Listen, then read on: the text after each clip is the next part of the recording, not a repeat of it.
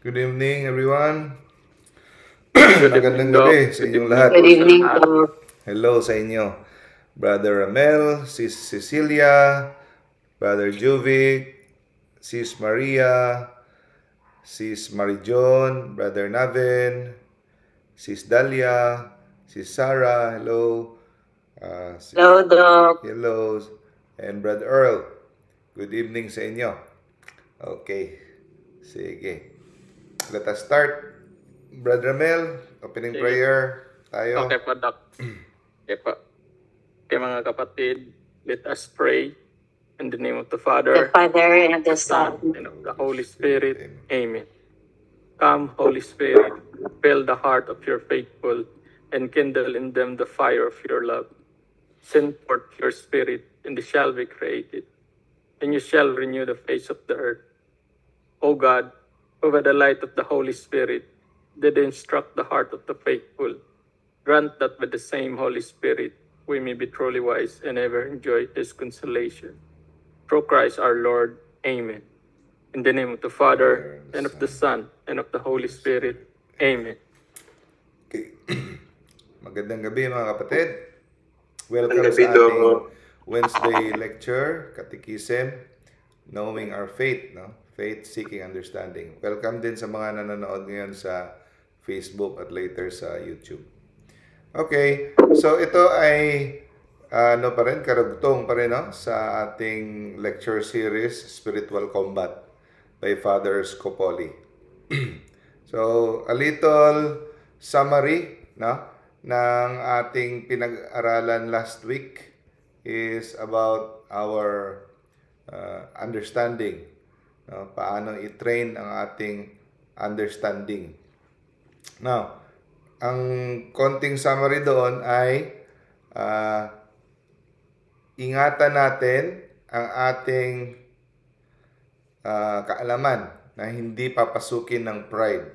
Kasi ang sabi ni Jesus, if our light, no, the eyes is the light of the body, no, and if it goes dark, no, hindi ka na makakita. So ang spiritual meaning nun, na ang ibig sabihin nun spiritually, hindi physical na mata, kundi ang ating knowledge, ang ating understanding, ang pag-unawa. Pwede itong didilim. No? Magiging madilim ito at hindi mo makikita ang iyong mga pagkakamali, mga kasalanan, mga defects, kung ito ay ma-penetrate ng pride. No? Sabi ni Jesus, if your light is darkness, how very dark will the darkness be? Because our intellect is the light of our soul. No? So, yun. So, paano maano natin, makontrol ang ating understanding? Dapat huwag tayong masyadong i-limit natin ang ating curiosity. No? Ang curiosity at iwasan din ang pagiging ignorant. We have to study but limit our study not to, hindi natin kailangang sagutin ang lahat ng katanungan, mga misteryo sa mundo. At aabot ang panahon na akala mo hindi mo na kailangan ang opinion ng iba dahil masyado ka nang believe sa inyong opinion. So yun ang summary last week. So ngayon, punta na naman tayo sa will. Kasi sa spiritual exercise, dalawa ang ititrain. Yung understanding at saka yung will. Ang will natin, yung lower faction ng ating sarili. It involves ang ating desisyon. No? So yung understanding, yung pag-unawa, ang ating pananaw. Yung will, kung anong gagawin mo. Madadala ka ba ng iyong laman? No? Okay.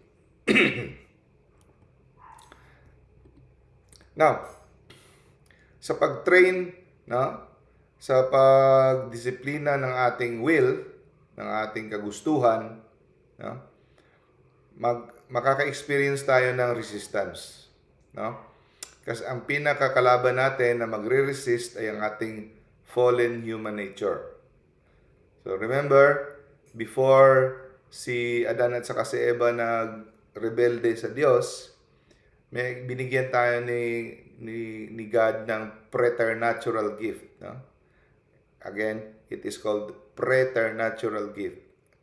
So, iba siya sa supernatural gift, no? Si Adan saka si Eva binigyan ng supernatural gift. Ano yung supernatural gift? Sanctifying grace. Yung preternatural gift, yung hindi sila maka-experience ng kamatayan, hindi sila maka-experience ng suffering, meron silang complete control of their passion, no? At saka meron silang full understanding sa mga bagay sa mundo, hindi na kailangan mag-aral. Pero nung nagrebelde tayo, no? Nagrebelde si Adan at saka si Eva, tinanggal yung mga gift na yon. Ang nabalik sa pagtubos ni Kristo sa atin, ang nabalik sa atin yung sanctifying grace na lang, yung supernatural grace. Supernatural gift. Pero yung mga preternatural gifts, hindi na nabalik. So, dahil doon, wala na tayong tinatawag na complete control of passion. Kaya, meron tayong tinatawag na concupiscence. Madali na tayong maakit sa kasalanan. So, sa mga lalaki, makikita lang ng mga naka-sleeveless, sa mga naka-shorts, na sumusunod na yung tingin, di ba? So, yun ang mga sample ng concupiscence. Sa mga babae naman, iba na naman yung mga weakness. So, dahil yan sa fallen human nature, no? So, may resistance yan, no? Hanggang kamatayan ng resistance. Ang ating natural na tendency, no, ay always, sa iba na pag alam mo, di ba? Kasi mapangunahan mo, mapaghandaan mo. Ang natural tendency ng tao ay always to seek comfort. Ganun talaga ang tao, no? Lahat ng tao, hindi lang ikaw nag-iisa, no? Lahat ng tao, ang tendency ay, ang default niya ay personal satisfaction, comfort, self-interest. Yan. Kaya, mag-ingat tayo kasi kahit sa mga ating mga endeavors, sa ating mga pagsisikap, kahit na sa mga holy matters, spiritual matters, pumapasok pa rin ito. Pumapasok pa rin itong self-personal interest. Okay? So, for example, no, pag may isang opportunity na pinipresenta sa atin, we often long for them not because they are God's will or because we seek to please Him, but because of the satisfaction and personal gain. Like, for example, you decided, no? So, follower ka na ni Christ, tapos, sabi, renewed Catholic ka, no? Renewed ka na, no? Iniwan mo na yung buhay ng mga mortal na kasalanan. So, andito na tayo nasa loob na tayo ng 7 mansions, kagaya ng sinabi ni Saint Teresa of Avila. Nagsisimula na ang ating spiritual life. Okay? So, iniwan mo na yung buhay makasalanan, you want to become perfect na. So, andito ka na sa spiritual growth. Okay? Spiritual maturity. Now, so when you decided na magsimula sa spiritual growth for perfection, newsflash sa mga hindi nakaintindihan, bakit gusto nating mag-spiritual perfection? Yung spiritual perfection, hindi siya optional. Okay? Requirement siya. Hindi to, kasi gusto mo maging saint, sige, ikaw lang, ayoko, gusto ko, dito lang. No. Lahat tayo required.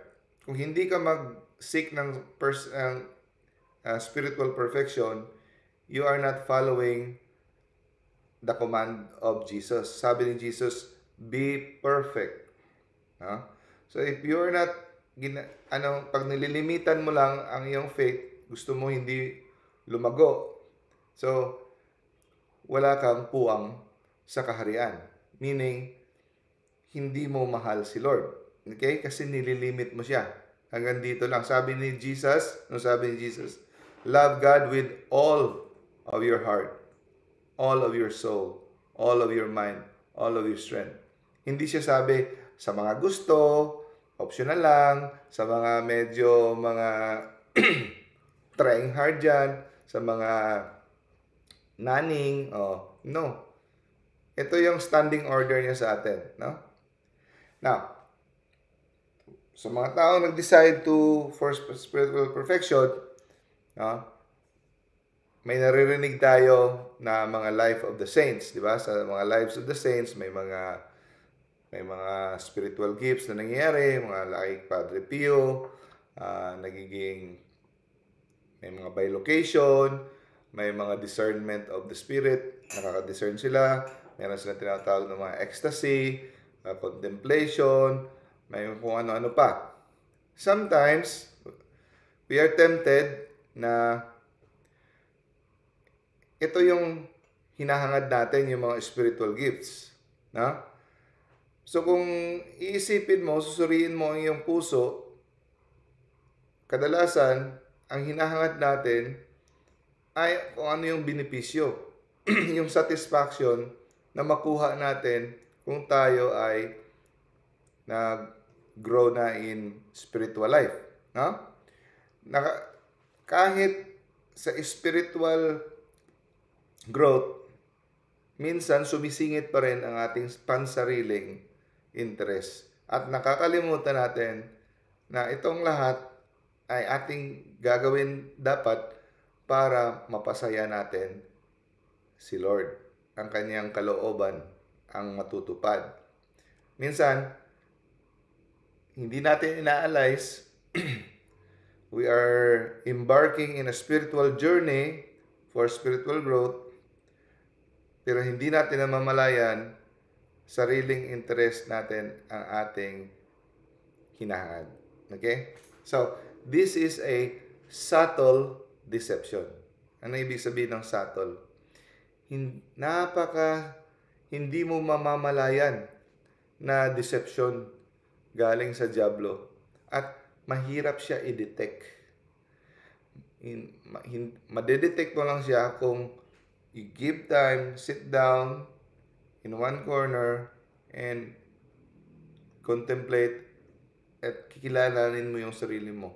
Tatanungin mo sarili mo, Lord, ikaw ba talaga ang inaasam ko? O baka may mga sariling so you really have to take time. So this is very hard to detect, no? Kasi bakit mahirap i-detect? Kasi ang ginagawa natin spiritual no? So para sa atin pag spiritual, good na lahat 'yan. Diba? Spiritual gawain sa simbahan, nagpe-pray, lahat.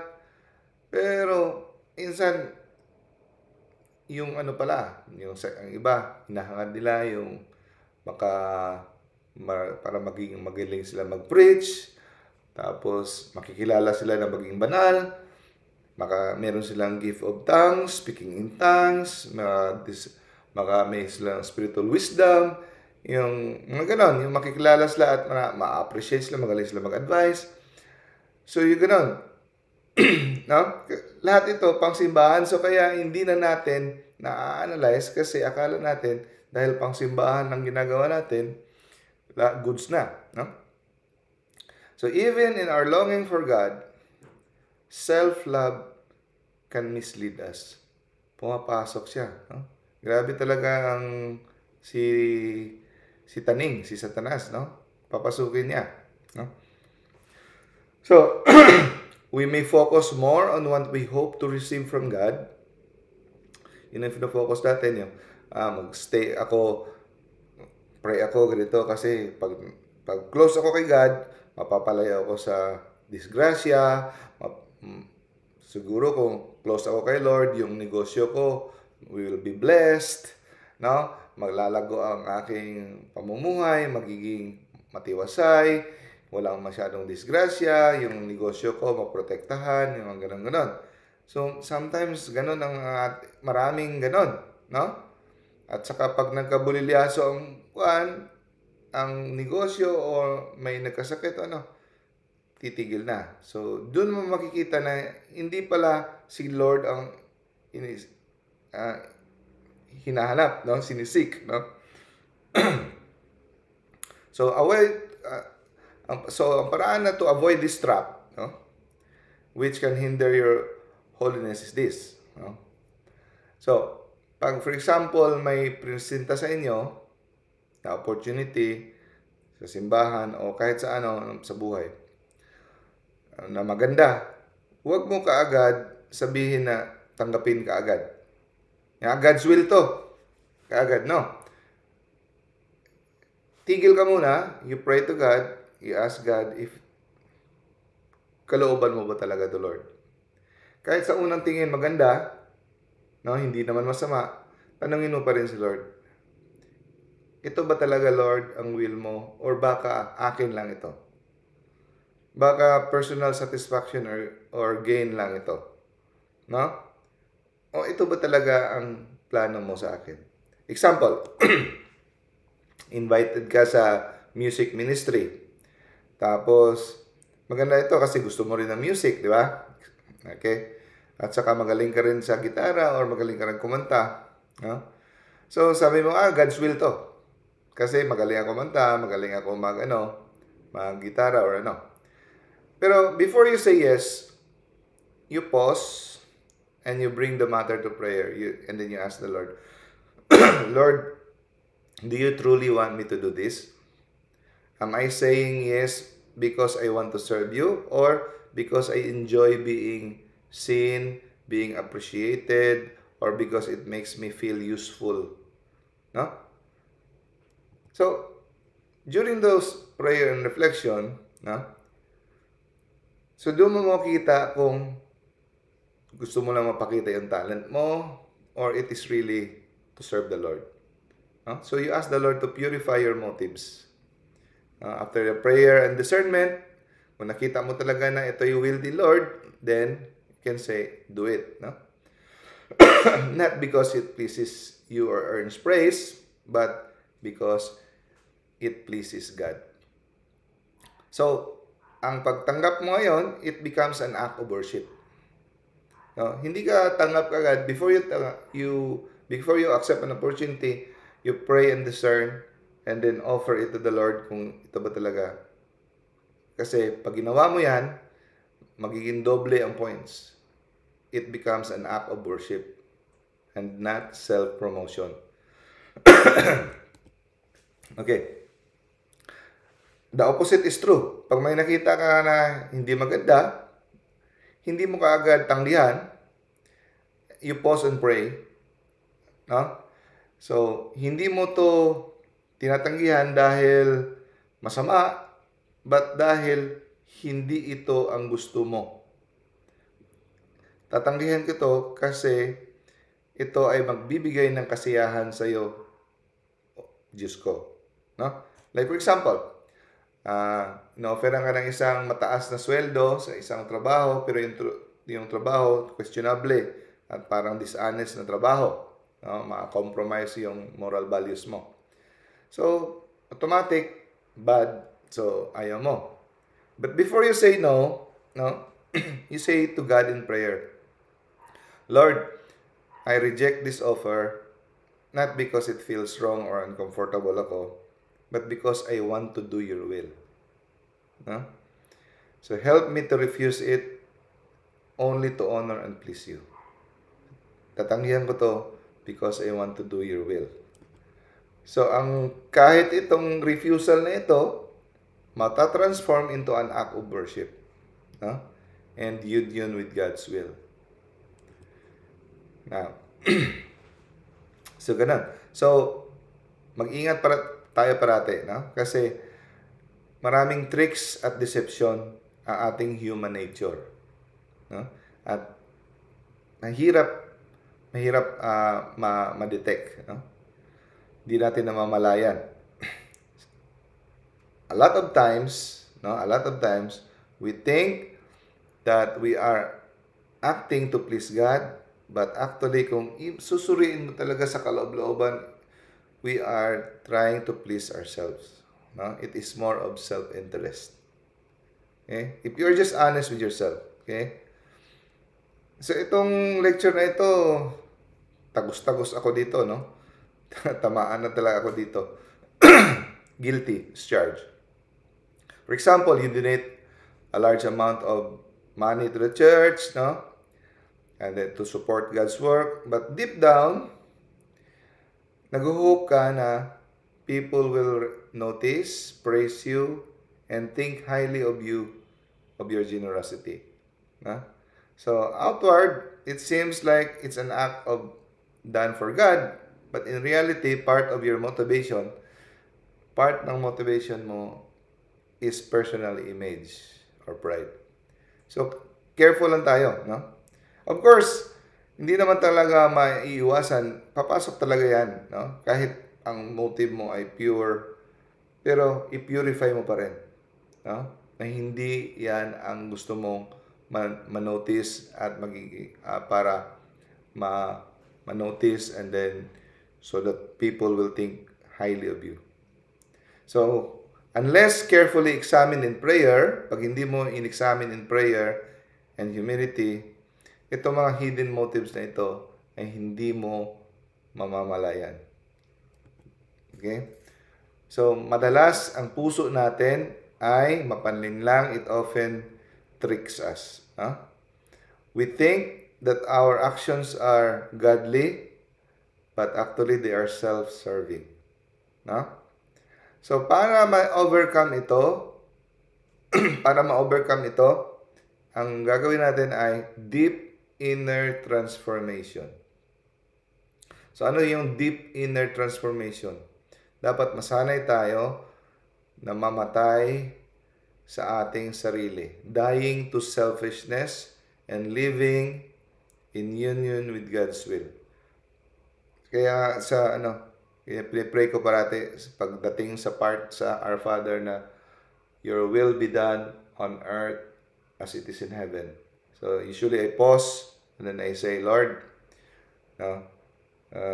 may your will be done here on earth. Ang plano mo matupad, especially in my life. No?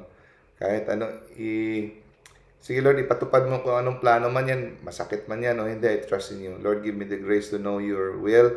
Give me the grace to do your will. Give me the grace to accept your will. No? And may I always try to seek your will in everything. But most especially, Lord, sabi ko, give me the grace, the greatest gift of uniformity to your will. Na yung kagustuhan mo, kagustuhan ko rin. So, napakataas na level yan. Yung kagustuhan, yung magkaisa na lang ang will mo at saka will ni Lord, no? So, ito yung goal natin, no? Dying to selfishness and living in union. Magkaisa na lang yung will niya ni Lord. Kung anong will niya. Yung parang, kagaya na-feel niya minsan sa barkada niyo, nung isip niya, iniisip mo rin. Uy, iniisip mo pala? Yan, iniisip ko. Yun ang union with God's will. Yun ang gusto niya, gusto mo rin. Example, ikala mo, ayaw mong sumali sa isang group kasi parating nag-gossip, iwanan ko yan kasi para baka magkasala na ako. Pero deep inside, ayaw mong sumali sa group na yan dahil may mga membro dyan na ayaw mo. In reality, your refusal is because you dislike the people. So, self-serving pa rin. So, ang dyan ay you ask God for the grace of purity of heart. So, para mangyari yan, deep inner transformation, dying on your selfishness. So, purity of heart. So, hingin mo kay Lord yung purity of heart. Meaning, nakikita mo malinaw and sincerely, na ang motive mo lahat is to simply to obey God, to love and obey God. kasi gusto mo siyang masiyahan. It's always ganun. Gusto mo siyang maging masaya. Gusto mong pasayahin ang minamahal mo. Okay? Yun ang pinaka highest motive. Gusto mo siyang maging masaya. Wala nang dadaig pa dyan. Yun ang pinaka-highest motive sa lahat. Gagawin mo ito dahil gusto mo siyang maging masaya. Okay? Now, pag ikaw ay may ginagawa, like for example, nagsiserve ka, no? Nagsiserve ka sa simbahan, sa community, o ano, hindi sapat na meron kang good intention. Okay? Dapat, from time to time, i-renew mo ang iyong intention.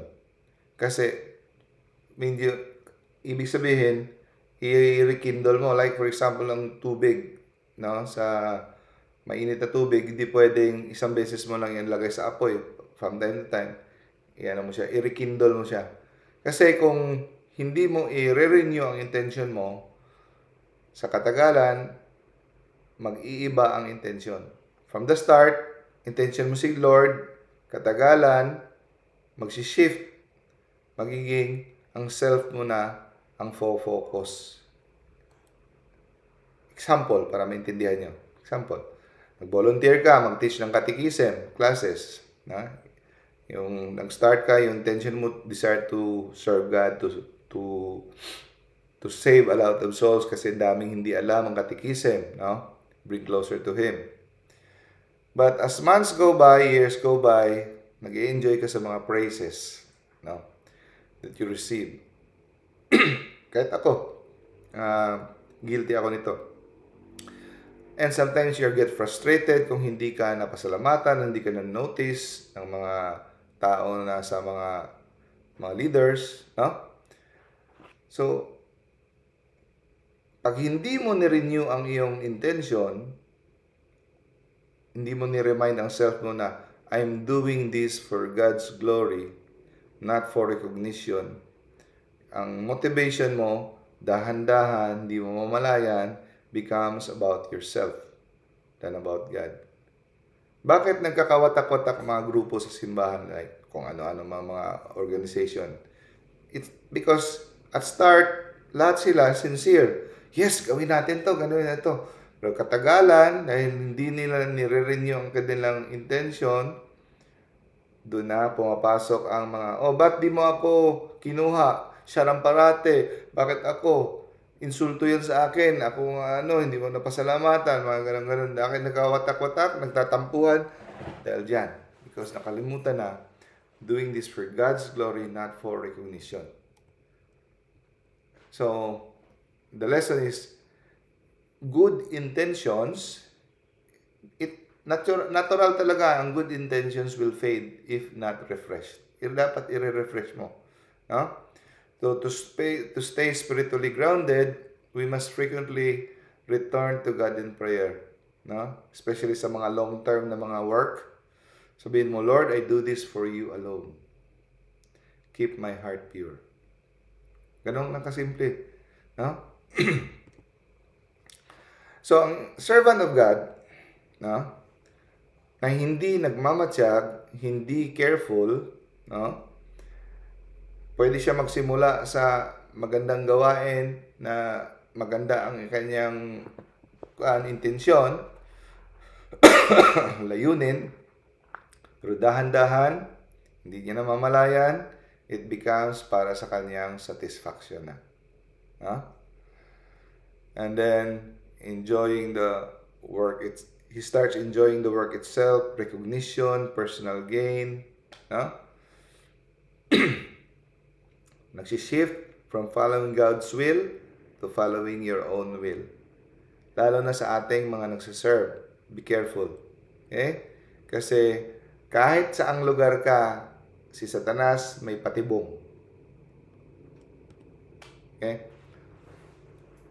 So, doon mo makikita ang tunay na layunin pag si Lord ay nagpadala ng mga challenges. God gives obstacles, no? Like illness, failure, opposition from others, sasalungatin ka ng iba, ng kamembro mo, pagdududahan ka unjustly, hindi ka paparangalan, ikaw pa yung pag-iinitan, obstacles, nagkasakit ka. So, pag ang motive mo ay self, hindi si God, ang natural reaction ng tao ay magiging upset, frustrated, at magko-complain. Pero pag si Lord lang talaga doing His will, no, hindi mangyayari yan. No? So, ang ganitong reaction becomes upset, frustrated, and complain, nare-reveal, napapatunayan na ang motive was not purely to serve God. Okay? So, spiritual lesson. True service to God means being just as willing to stop a good work and to start one. So, sabi ni Lord, ilang taon mong pinaghirapan yung project na yan for the Lord, kung ministry nyo, tapos biglang mahinto. Hindi ka nagfo-focus sa ministry, sa service ni Lord. So, willing kang ma-stop yan kung feeling mo si Lord tinatawag ka sa ibang gawain. No? Willing to stop a good work and to start a new one if God wills it. Kasi yung iba nakafocus na sa gawain. Magpapataya na, no? Sa mga malalaking charismatic ministry, papataya na kasi bakit mo ako patitigilin? Ang tagal ko nang pinaghirapan tapos papalitan mo na ako. Pero si Lord ang ating hindi ito, it's not about authority, power, grab, ganun.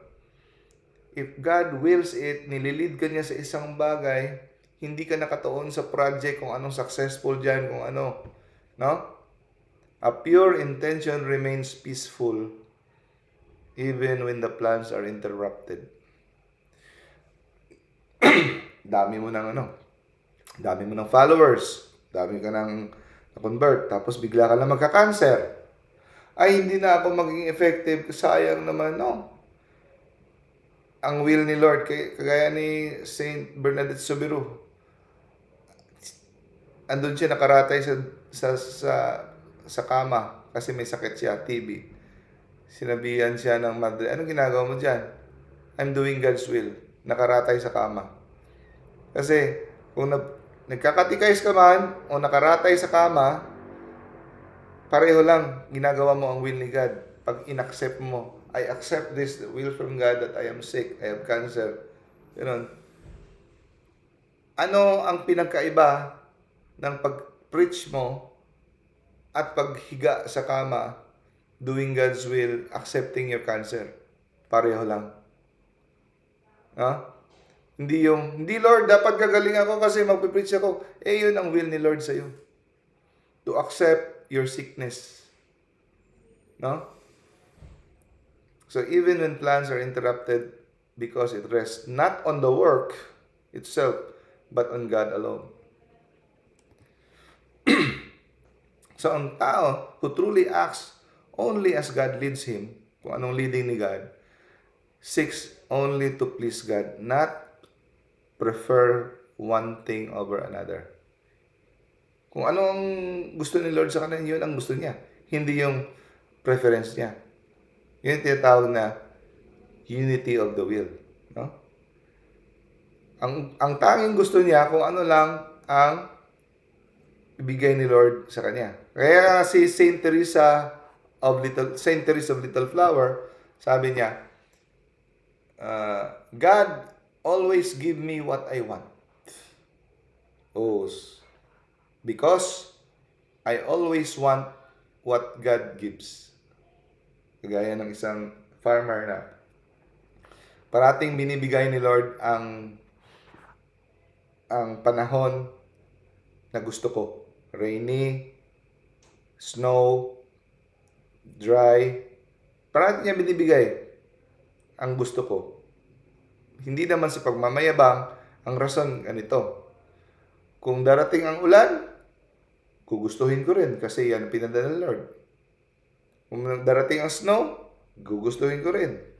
Kahit ano pa yan.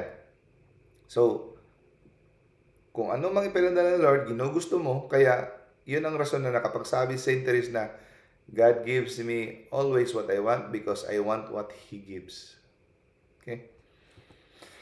Example, isang tao, nagdi-discern ka, priesthood or marriage life. Okay? So, you pray. So, hindi ka na prefer na gusto ko maging married, gusto ko maging pare. You just ask the Lord what He wants. Lord, I only want what You want for me. Whether priesthood or marriage. Or sa mga babae, single blessedness, religious, or marriage. No? Lead me to the path that pleases You most. I will be equally joyful in either, as long as I am where You want me to be. Now, for example, apply ka. Sa tingin mo nag-apply ka. Hindi ka nakapasok. No? Ang seminar application mo na-delay. Or, ang relationship mo nag-end. So, hindi ka ma-devastate. Kasi hindi mo pinipilit yung gusto mo. Di ba? Because his happiness doesn't depend on getting his preferred option, but on being in God's will. Magandang prinsipyo ito. Always remember this. The simplest act, pinakasimple na bagay, kahit ano ginawa mo. Pag ginawa mo ito para sa rason na mapasaya mo si Lord, no? And for His glory, kahit anong, no? Kahit anong simple. It is greater in value kahit kumpara sa gumawa ka ng pumunta ka sa Iraq, pumunta ka sa kung magpa-feeding ka doon, no? Pero yung motive mo ay hindi ganito. Yung lesser motives. So, kahit pa yung motive mo, maganda yung motive na gusto ko mapunta sa langit. Gugawin ko ito para mapunta sa langit. Pero mas greater pa talaga, masisiyahan si Lord, no? It is noble to seek eternal happiness. Pero mas masisiyahan siya pag ang iyong motive ay, gagawin ko ito to please You, Lord. Yun. Kasi, di ba, sa eternal happiness, mapupunta ka sa langit. Medyo may konting self-interest pa. Pero when ang motive mo is to please God alone and for His glory, that is the highest. That is the highest. Huh? It has greater value. For example, even magbibigay ka lang ng 10 piso, 5 piso sa isang mahirap. Pero ang reason na ginawa mo yan is to please God. Is more pleasing to God than giving all your possessions for dahil sa ang rason mo ay mapunta lang sa langit or ayaw mo ng impyerno. Kahit itong mga motibo na ito ay magaganda, hindi ito masama, ha? Pero talo pa ng pagbibigay mo ng konti dahil ang gusto mo lang ay mapasaya si Lord. Kuhan niya? Hindi ito nang nagko-conflict. Kinukumpara lang kung sino ang mas higher. Hindi tayo magpipili dito. Giving all your possessions is good. No? Pero matatalo siya sa intention. Lord, always say that, Lord, I do this only to please You. No? I do this only to please You. So, pag ganito parati ang prayer mo, hindi ka makakagawa ng mga kabulastugan. Mahiya ka namang sabihin na, Lord, bibilhin ko itong, ano ba ito, for example, mga mamahalin, mga Chanel, kung ano na mga sobrang mga signature, mga ano ba yan, mga brands na mga ano yan, no? To please You. Medyo mahiya ka naman sabihin, no? Lord. So, alam nyo ba na kahit yung spending natin, spending is a spiritual decision also. No? Kahit ang ating spending is a spiritual decision. So, wala kang gagawin ng mga kabulastugan. Manonood ako ng porn. I do this to please You. So, siyempre, doon pa lang, Paul na. No? Never offer, sabi ni Saint John Vianney, never do something that you cannot offer to the Lord. No? So in God's eye, the small gesture, kung done in a pure intention to please Him, is more valuable than building a hospital. No?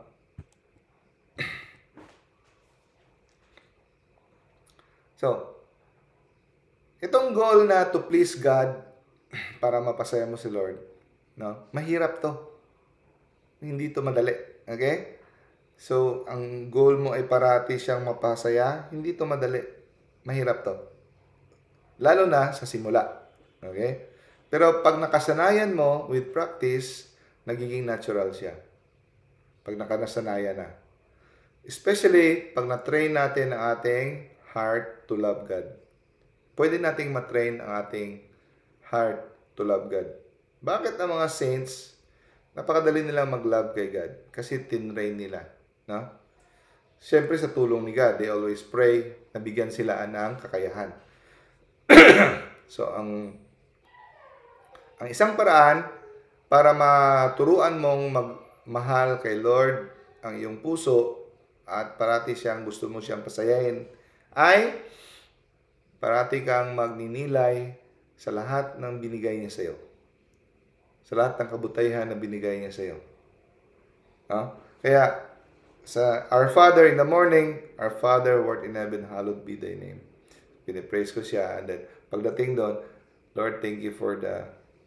Iniisa-isa kong praise. Thank you for the gift of life. Thank you for sustaining me every day with your love, mercy, and protection. Thank you for dying on the cross to save me. Thank you for giving us your mother, your own mother, to take care for us and pray for us. Thank you for giving me my own guardian angel to guide me and to protect me. Thank you for giving us the church and the sacraments to sanctify us. Thank you for the Holy Eucharist. Thank you for all the graces. Thank you for the food, water, air. Pag sinabi kong air, lalanghap ako. Sarap ng hangin, no? Libre, no? Thank you for the air, the electricity, the good health, the comfort, no? The house that I live. Pag parati kang everyday ka ini-enumerate mo ang mga pasalamatan mo, mas nafe-feel mo ang love ni Lord. Kaya kaakibat parati ang pagpapasalamat sa pagmamahal kay Lord kasi parati mong nare-remind ang self mo sa mga mga gandang ginawa. Kasi pag hindi ka nagpasalamat, hindi mo iniisa-isa, ang naiisip mo lang parati yung mga kapalpakan sa buhay na nangyari sa iyo. Kawawa naman ako, wala kang ganito, kawawa naman ako, ganito, no? Pero pag iniisa-isa mo, ang dami pala, no? Dami palang dapat, no? So, the more often, more passionately we lift our hearts to Him. Tapos, titingnan mo yung Sacred Heart, yung puso, yung picture ng Sacred Heart, napaka-powerful yan. Doon ka focus sa puso. Nilabas niya yung puso niya. Puso naglalagablab. Nag-aapoy sa pagmamahal sa iyo. Naglalagablab. Hindi mo mawari, maintindihan kung gaano kalalim ang pagmamahal niya sa iyo. Grabe ang pagmamahal niya sa iyo. So pag ni-reflect mo yan, doon mo masusuklian mo siya, no? So through persistent prayer, meditate on their countless blessings. Yung mga bata nga, nakakatawa, di ba? Pag magpasalamat ka kay Lord. Oh, sige Lord, thank you for the plaster, thank you for the stapler, kahit anong liit ng mga bata, di ba? So, the more we fix our hearts on who God is and what He has done for us, no?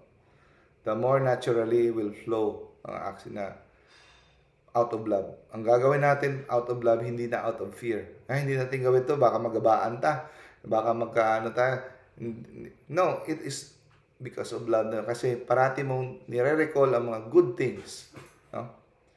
And also, sabi sa 1 John chapter 4 verse 19, we love because He first loved us. No? Siya ang unang nagmahal sa atin. So, ito yung mga thoughts na makakatulong sa atin is remind yourself that from nothing, He created you. No? He created you in His own image. No? Tinubos ka niya. Sa pagtubos, hindi siya nagpadala ng anghel. Sarili niya mismong anak ang nagtubos sa iyo. gamit ang precious blood. The precious blood of Jesus. Suffering a shameful death. God Himself. No? At kahit ngayon, sa oras na nag-uusap tayo ngayon, dinidepensahan kanya, binaprotektahan kanya from spiritual enemies. Ini-strengthen kanya. No? At andyan araw-araw ang Eucharist to sustain. Binigay niya till the end of time. No? Kaya nga sa second mystery, the Assumption of the Glorious Mystery, Assumption, kahit andun na siya sa taas, nag-iwan siya ng kanyang presensya sa Holy Eucharist to be with us till the end of time.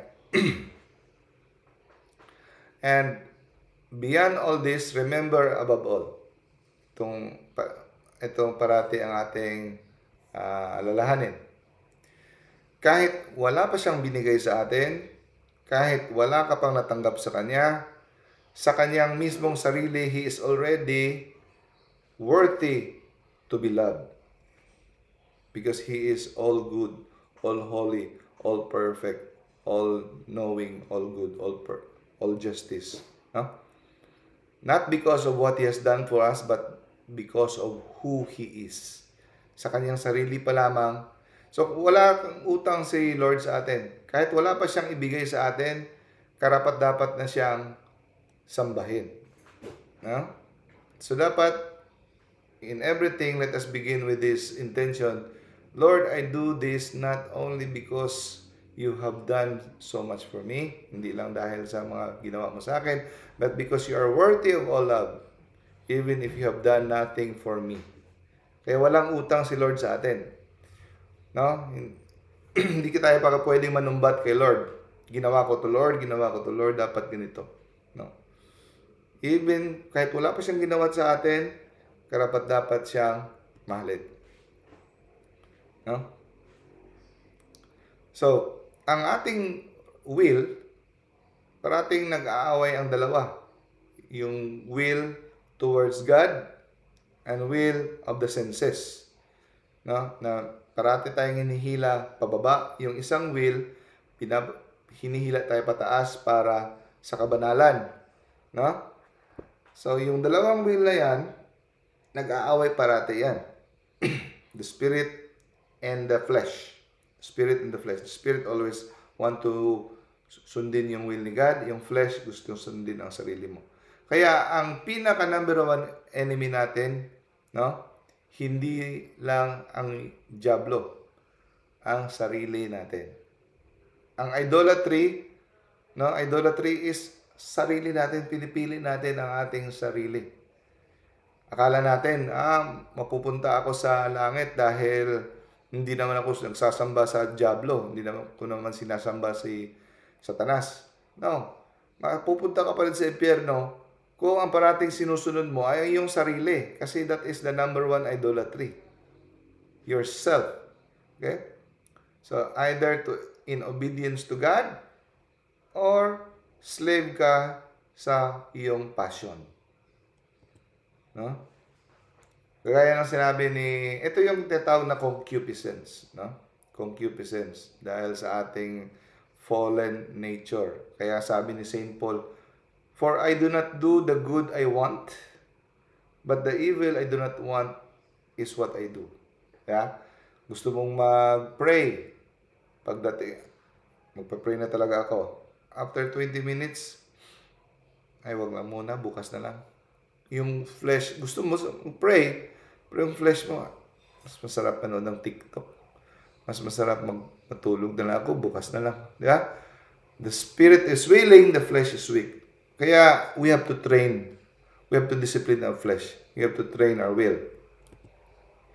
Gusto ko mag-diet, pero ang sarap ng cake, yung chocolate cake, no? So, pag hindi ka sanay mag-train ng iyong will, walang mangyayari sa'yo. Okay? So, meron tayong superior will, no? So, ang taong disiplinado, akala mo yung mga disiplinadong tao, yun ang mga parang nalilimit ang kanilang ginagawa. No? Naaawa ka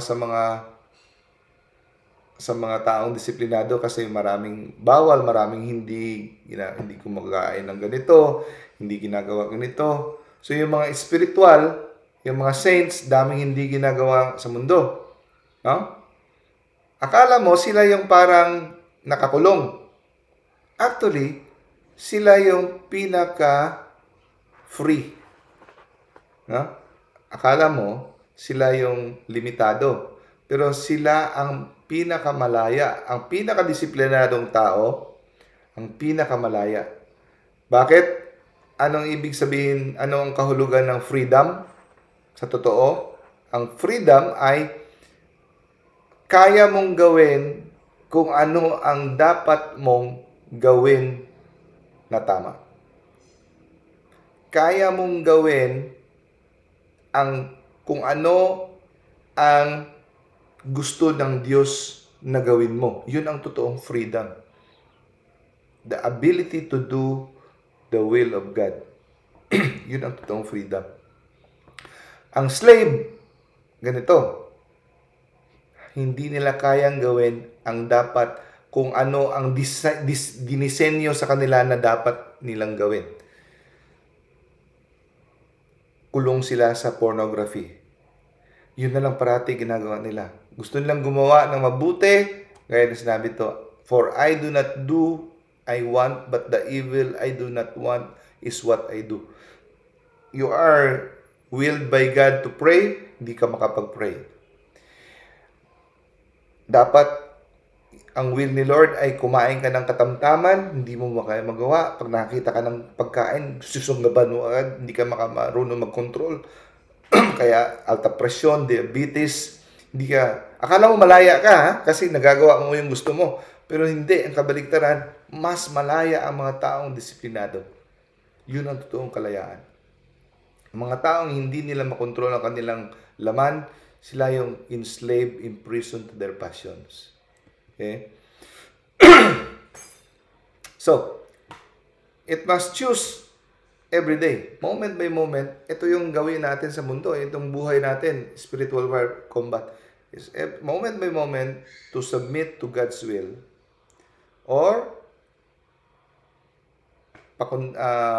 paunlakan natin ang kagustuhan ng ating laman. No? So, spiritual growth, ang meaning ng spiritual growth is training our will. Yun ang ibig sabihin ng spiritual growth, is to train our will to always side with God. No. Sa mga taong nagsisimula pa lang, bago pa na iniwan ang kanilang mga mortal sin, hanggang simula na silang to start their spiritual life, natural lang na mahirap talaga sa simula.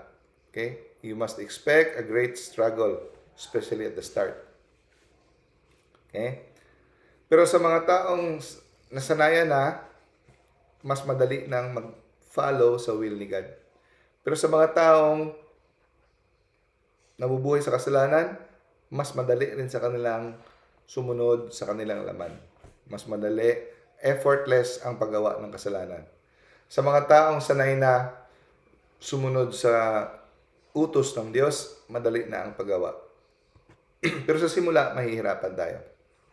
Okay? Okay. Know this principle.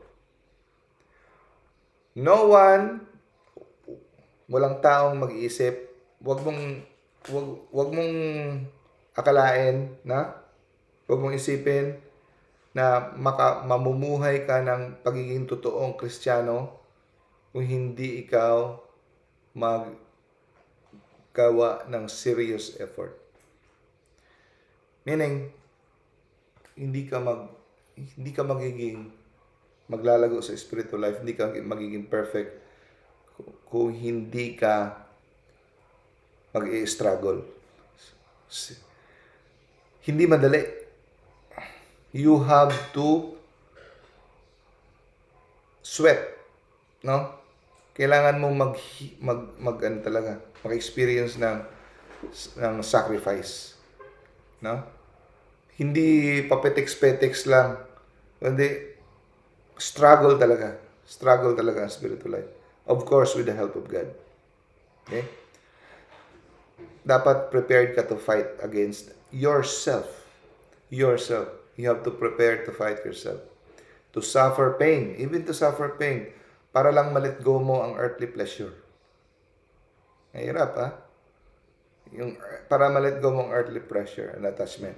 Sabi sa Luke chapter 9, whoever wants to be my disciple must deny himself, take up his cross daily. Take note, daily. Take up his cross daily and follow me. So, ang daan patungo sa kabanalan is nagsisimula sa warfare sa loob. Inner warfare. Okay? Lalo na kung gusto mong iwanan ang dati mong pamumuhay. Sa totoo lang, konti lang ang nakakaabot ng spiritual perfection. Bakit? Bakit daw? Okay, bakit konti lang ang nakakaabot ng spiritual perfection? Kasi kahit na nagsikap silang iwanan ang kanilang mga mortal sin, okay, wala nang silang mortal sin, pero akala nila hanggang dun lang. No?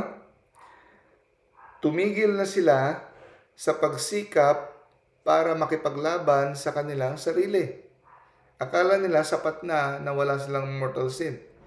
Pero may mga small defects sila na kinakapitan, yung pagka-lovers of pleasure, lovers of comfort, lovers of praise, lovers of kung ano-ano pa dyan, mga pride, lovers of temper, no? So, hinahayaan na nila itong mga small defects na mamalagi kasi iniisip nila wala naman silang mortal sin. No? They become tired of constant struggle. Napagod na sila, nakakapagod makikipagdigma sa aking mga mumunting mga imperfections. So kahit munting imperfections yan sa ating ugali, dapat sikapin nating tanggalin yan. Yung para mainitin ang ulo, madamot, proud, judgmental, unforgiving, mga lovers of comfort, ganun. I-ano natin yan. Sisikapin natin. Hindi tayo makontento na okay lang kasi maliit lang naman yan. No? Over time, itong mga maliliit na mga enemies, hindi natin mamamalayan, will control over our heart. And what happens? Ito ang magpipigil sa atin to grow in holiness. Kaya ilang dekada na, ganun pa rin tayo, hindi natin nare-reach ang spiritual perfection. Okay? So, a lot of people fall short, not because of great sins, but because of small compromise. Nire-reassure nila ang sarili nila, sinasabi nila sa sarili nila, hindi naman ito masama masyado. I've done enough. Dami ko nang ginawa para sa simbahan, dami ko nang ginawa para kay Lord. Sapat na to, no? And nag-grow complacent. So, ang perfection comes not only by conquering mortal sin, kundi by daily dying to self in the hidden battles. Pride, impatience. Ito talaga impatience, no? Grabe. No? Konting traffic, konting pila, konting hintay, impatience. Pride, vanity, bantay ng vanity, no? Attachments, preferences. So, holiness is not just about avoiding evil. Hindi lang to pag-avoid ng evil ang holiness. Holiness is about loving God with undivided heart. Love God with all your heart, all your mind, all your strength. Take note, never niya sinabi, love God with one half of your heart, one half of your mind, and your strength. So, example ni Father Scopoli, pwedeng itong isang tao, hindi naman siya nagnanakaw. Wala na nga siyang mortal sin, no? Hindi siya nagnanakaw. Pero masyado siyang attached sa mga bagay na sa kanya. Even if lawfully gained, anong ibig sabihin? Legal. Hindi niya to ninakaw ang mga gamit niya, mga kasangkapan, pera, legal lahat to. Pero hindi niya ninakaw, pero sobra siyang attached. Hindi niya man share, hindi siya makapagbigay. So hindi pa rin to maganda. Yung iba naman, hindi naman nagsisik ng honors, hindi mayabang, pero deep in their heart, silently they desire recognition. Sometimes they actively pursue it in a subtle mean. No? Tamaan rin ako nito. No? Welcomes admiration, sometimes pursues it through subtle means. Hindi halata, pero gusto mong purihin ka. No? Hidden.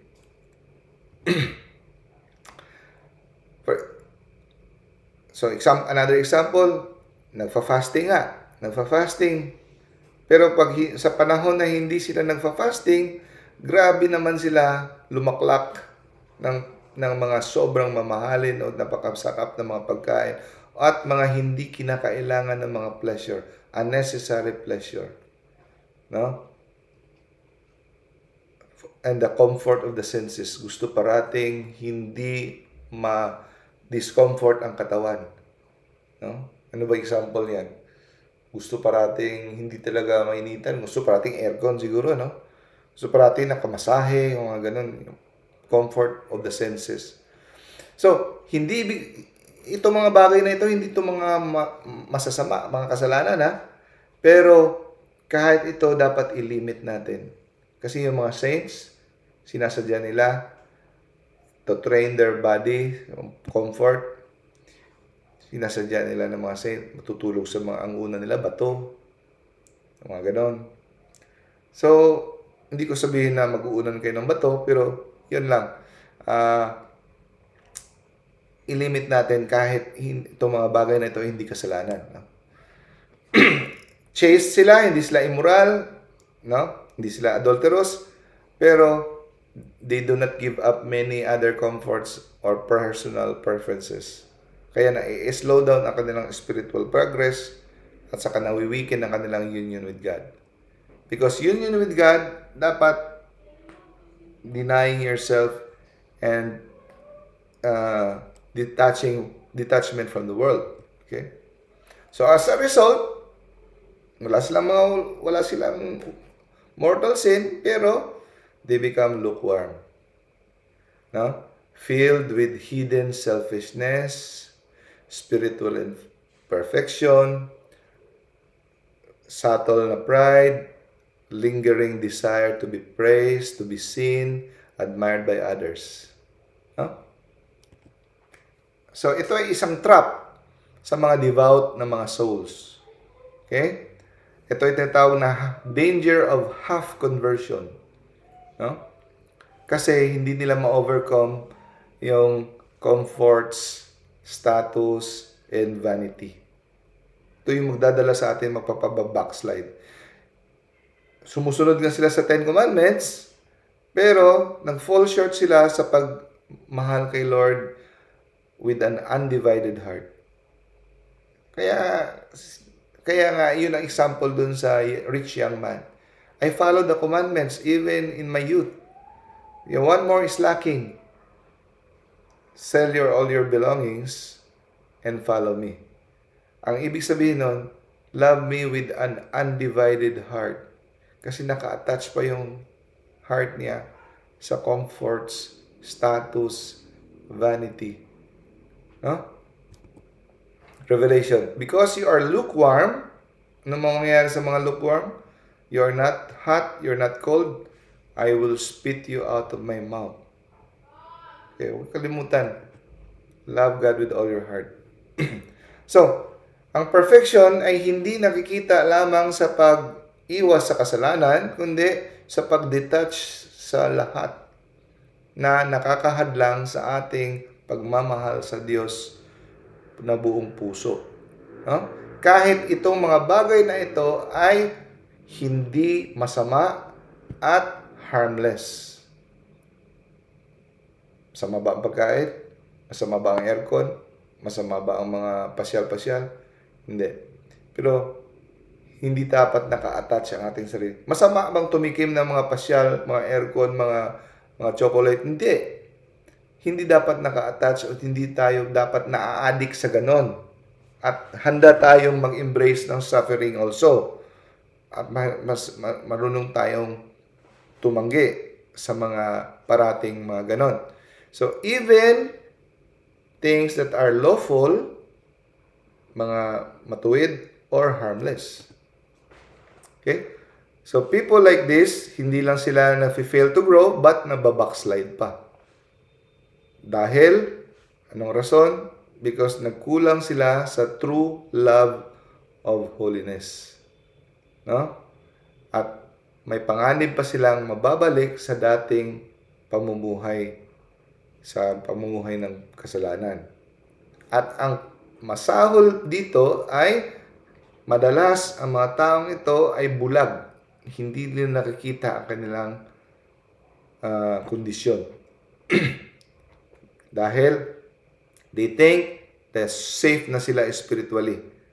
But in fact, they are in great danger. Kasi they are doing spiritual things. No? So, they focus only on the spiritual practice that they enjoy. So, dapat hindi lang pala tayo mag-focus sa mga pag-serve kay Lord sa mga bagay na gusto lang natin.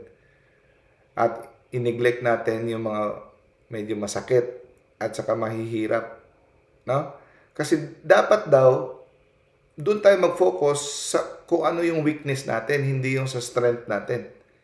Kung meron sa tingin natin mayroon tayong weakness, doon tayo mag-focus, i-combat. Hindi tayo mag-focus yung, magaling ako sa,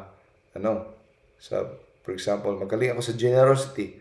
Sige, po-focus lang ako sa generosity. Pero may weakness ako pagtungkol sa impatience. Dali akong mainit ang ulo. Pabayaan mo lang, generous naman ako. No. Kung nakita mo may problema ka sa impatience, focus ka doon. No? Like for example, ito yung tinatawag na selective holiness. No? A person may, for example, komportable ka sa silent prayer, scripture reading, scripture study. At home ka doon. Pero iniiwasan mo yung service of sacrifice. Kasi too much time, too much effort. Another example, magaling ka mag-fast, fasting ka. Pero, mahilig ka naman sa vanity, sa gossip. So, yun ang weakness mo, hindi mo fino-focus. Doon ka lang, sige, fasting ka lang ng fasting. For example, seem religious outward, pero ayaw pa correct. Ayaw ng discomfort. Ay, ano ba to? Simbahan ng electric pan. Ano ba to? Walang na dito. Di ba? Ano ba dito? So, titingnan mo, devout, pero ayaw ng cross. No? Pero yung cross, hindi niya alam, ito yung makapapagaling sa kanya. Kaya, sabi ni Saint Teresa of Avila, napaka-importante ng self-knowledge. Kahit pa nagko-contemplation ka na, huwag mong tigilan ang pag-desire ng self-knowledge. Okay? So, napakagandang slide to. So, anong ang magandang attitude? I encourage you to learn to love pain and difficulty. So, mag-start tayo. In order to train your will, simulan mo to love pain and difficulty. Embrace pain and difficulty. Kasi lahat tayo allergic sa pain and difficulty, no? So, ito yung daan para maka-lead sa atin sa ultimate goal of victory. No? So, hindi ka magfo-focus sa success or sa virtue. Like, for example, gusto mo maging patient kasi kulang ka sa pasyensya. Notice, pag nag-pray ka kay Lord ng patience, hindi ka magiging pasensyoso. Anong bibigay ni Lord sa'yo? Bibigyan ka niya ng mga tao na nakakabwisit para matrain ang iyong patience. At minsan, may darating sa'yo, pupunain yung mga ugali mo. Masakit yon pag pinuna ang ugali mo. Lalo na sa tingin mo, ikaw ay nagtuturo ng katikisim, tapos pupunain ka, maano yung pride mo. So, doon mo matitrain ang patience. So, if you pray for patience, patadalhan ka ng mga taong matitigas ang ulo para ma-train ang patience mo. So, dapat